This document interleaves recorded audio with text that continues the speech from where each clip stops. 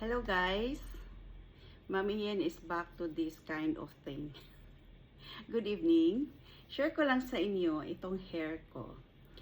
Dahil napansin ko in different places na nag-Philippine loop kami, iba-iba ang kanyang status. Kahit yung shampoo na ginagamit ko ay isa lang.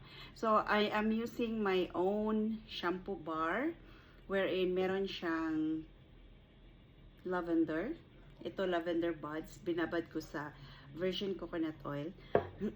Rosemary, virgin coconut oil din. Merong aloe vera, vitamin E, and of course the soap base. So, napansin ko lang na in Manila, napaka-sticky ng hair ko. Kaya lang nag-shampoo.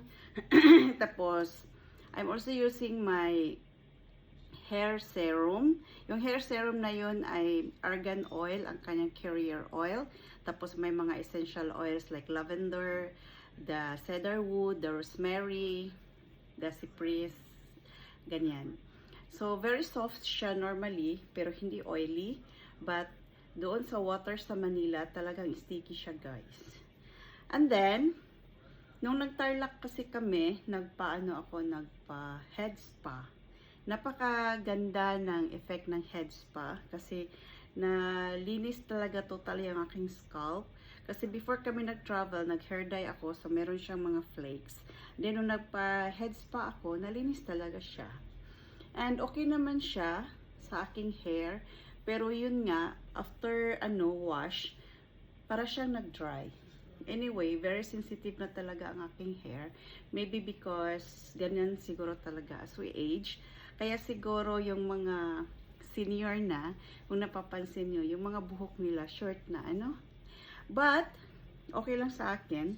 Kasi I'm trying my best na with the shampoo I am making, ma-maintain ko ang aking crowning glory. Char. Natutuwa lang ako. So, yun na. But, nung nagbakulod kami, napakaganda ng buhok ko dun, guys. Promise. So, sa water lang din talaga, Kasi, yun, the same routine. Naligo, nag-shampoo, tapos naglagay ng hair serum. Pagka-dry, as in, napaka-smooth niya. Gusto ko sa Bacolod. And here in CDO, kasi ang water namin is deep well. So, after using my handmade shampoo bar, kailangan ko talagang mag-conditioner. I'm using the conditioner from Human Nature, which is the vanilla, moisturizing siya. And then, after that, pa rin ako, hair serum. Yun nga, yung na-mention ko, na gawa sa, blended argan oil with essential oils. So, ganun lang, guys. Ayaw ko kasi magpaiksi ng hair, kasi, since I am, small, little girl, is short na yung hair ko hanggang college.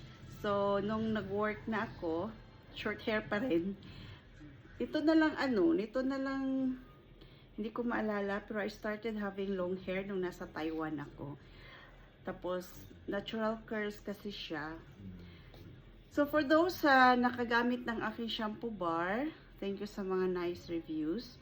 For now, hindi muna ako gagawa kasi medyo busy pa recovering from that 17 days on the road Philippine loop.